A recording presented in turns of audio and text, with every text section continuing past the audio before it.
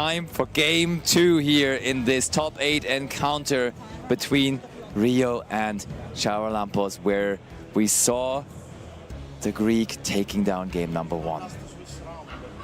Can Rio fight his way back? Drawing 5 and starting the game is a good start if you want to do that, but there's of course this one incredible combination of cards that a Labrynth can have to beat you, and that would be Arias plus something like a Daruma Karma Cannon or a Dogmatica Punishment. Some huge interruption. All right, let's get this started. Players are ready. So here we have it. Ooh, interesting card in the multiple interesting cards in the opening hand of Rio, to be honest, because there is a real good starter there, Leo. Though, like you were already being like, is there even a way to start? But yes, there is. Maybe the best starter of the deck, the Prohibited Power Patron Patrol Terminus or Portal Terminus, which is now sending the card to the graveyard, which has absolutely no relevance to that resolution, because we are just looking for a Dark Fairy here, which all of our Dark Lords are. So back to Jehuti we are. Yeah, Jehuti is the best one-card starter in that deck, so you get quite the reasonable setup here. Look at all of those Heralds of Orange Light still in there. And we really love those forbidden cards, don't we? Of course we do. They're crazy. Which one is it going to be here? Love that we just decided which token we are going to use. And that is Cyrus on a token with a Roid.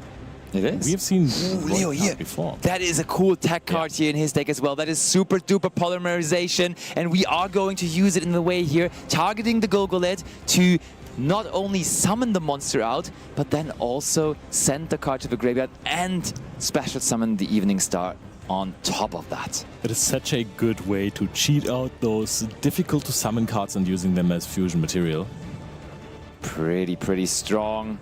Good to see that that card has found a home in this Darklord deck now as well. Of course, I mean, it is a fusion deck at the end of the day, and it is a super duper polymerization, so we may as well.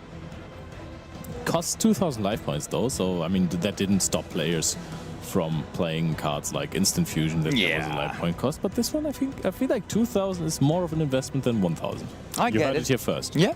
No, for sure. I do understand what you mean. That is the Sanctified Darklord that we are searching there as well. On top of things, immediately setting it onto the field.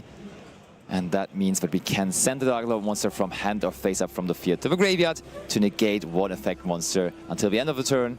But we get, Leo, you talked about the life points. You can gain back life points with the Sanctified Darklord then. Perfect. Yep. So immediately comes in handy. Navigating your way out of the misery that you set yourself up for, which was going down to 6,000 life points. So Rio is just toying with his opponent, giving some hope. But we all know that in modern days Yu-Gi-Oh! Life points is more of a resource than ever.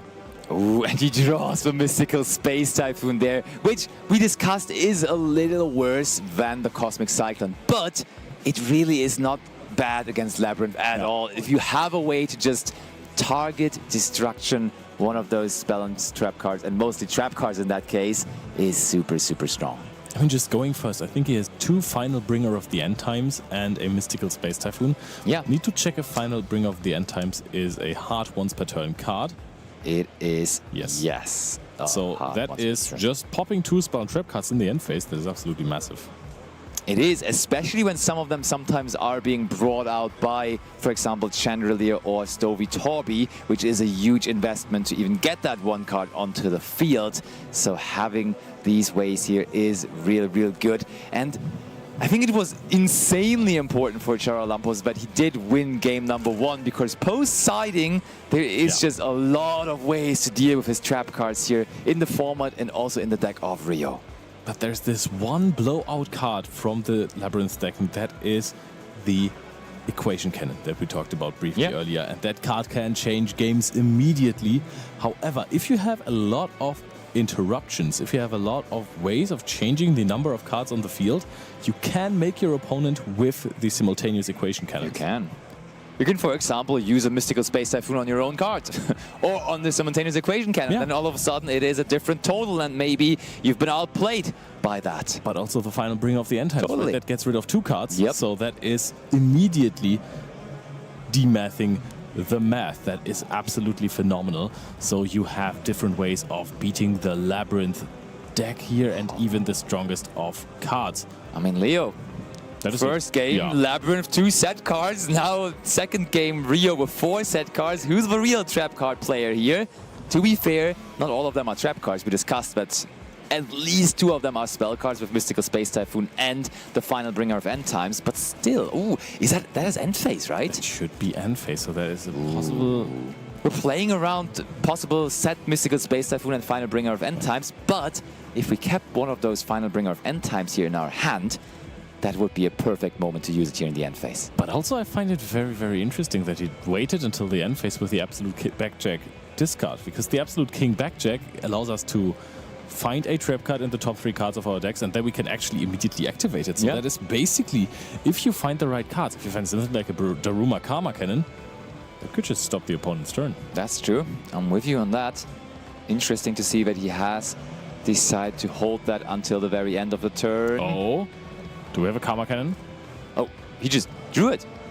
Or what? No, he just activated it. It is the Karma Cannon. And that is going to get rid of the tokens completely, because this puts every single card when it's activated on the field face down, every single monster card, and the cards that cannot be flipped face down, like Link monsters, which does not matter in Genesis at all, those cards will be sent to the graveyard via game mechanic. So that was always a really cool way to out something like the big Ad Ignister arrival. This is massive. Rio now setting that fusion monster, as you explained, also getting rid of the tokens and then setting his last remaining monster. But there is, in the end phase now, the Final Bringer of End Times, getting rid of his Jehuti, getting rid of the Welcome Labrynth that Charalampos said. So it was good to get that. Boah, that hurts. Karma Cannon going, but still we have another Mystical Space Typhoon, we have another Final Bringer of End Time, so not sure how much that ends up going to matter. It is so good for him that he drew 2 Final Bringer of End Times, because if he just had one and he set that one, he couldn't have destroyed this Welcome Labrynth, and that was the way for Charalampos to actually start playing. And now Rio is starting to diminish the back row. This card is going to destroy another card on the field. Gulgulet is also going to be let go, so you're going to get a forbidden card. This destroys the simultaneous equation cannon. The equation cannon. We can just work through this step by step. There is not going to be any back row left for Charalampos when it goes to Rio's turn, I'm almost certain. Yeah. Because we have another Mystical Space Typhoon, as easy as it is. We have Final Bringer of End Times. Look at this. Oh, but we do hit the Annihilate Retro Light, and Annihilate Retro Light, actually, when it is destroyed by the opponent's card effect, you can set another trap card from your deck. That's mental, that's crazy. How did we hit that one? I mean we destroyed every single one, so I think the chances of that were rather high. So it's actually, maybe it's good that we hit it before we activate the Final Bringer of End Times, because now the card that is being set with this can at least also then be destroyed with the Final Bringer of End Times. Yeah, so we can choose, is this going to be something that is dangerous for me, or will I be able to ignore it and destroy the other card I do not know about? So sometimes in Yu-Gi-Oh! Information is just everything. He's not sure. Oh, I think he's considering Dominus Spark. A card, yeah, it ends up being Dominus Spark. A card I was surprised that he even had the points to bring that into his list here. And now Charalampos himself even checking, can I maybe activate this card immediately? But no, the card is not that crazy. It is crazy, but you're right, not that completely crazy. Now, Charalampos knows that Rio also does not have that many monsters in hand. So a Darklord has just been searched. I think a Morningstar it was. Yeah. And yeah, Leo, we've been mentioning it plenty of times throughout this weekend. Chaos Origins, quite a set, right? Another card from that set here with the Annihilate Retro Light. Yeah, there were so many insane cards coming out in that set. It's really, really fun to watch how it affected the metagame. Now, Rio says, okay, the card that you just the openly unknown said... card, okay. Oh, Ice Dragon's Prison is actually very big. It's huge. And I mean, I think if Charalampos knew that there was going to be another removal for my back row, I would have said 2 Ice Dragon's Prison, because this card is really, really strong versus the Dark Lords. Let me see whether he would have had that chance. In his deck, there is a grand total of 2 Ice Dragon's Prison. So yeah, he probably would have had the opportunity to do that. But clarifying what kind of resources are left in the graveyard there. So the Domino Spark would actually be able to trigger the Chandriglia in the graveyard and the welcome Labrynth, because it just needs to remove a monster from the field. A trap card needs to remove a monster from the field, and that basically every single Labrynth card under the sun can trigger and use additional things. Back to Rio, and we do go in with the banishment of the Dark Lords, and that is not banishing anything, but instead adding a Dark Lord monster from the deck to the hand. The reinforcement of the army for the Dark Lord deck, as easy as it is searching for another X-Shell. And we can discard the X-Shell and the Morningstar to get 2 more draws, 2 fresh cards, while gathering more resources. I think in Genesis, a lot of the decks have a problem with draw power, and they are not really good at drawing cards. This deck, though, is doing that very, very, very well. Oh, we're dancing, Leo. That is the Dark Lord dance. Question now is, do we have even another... Oh, wait. If we summon the Evening Star, it cannot even be targeted by card effects. So Domino Spark actually a little helpless against that. That's true. So we have 2 Fairy Dark Monster that are level 6 or higher. So that does work. And it looks like we are going to summon... Yeah, just Evening Star again. Yeah. There it is, of course. Once again, pretty much the only fusion monster that time and time again Rio has gone into. And you can't target it, as he just explained it, very first sentence of the card.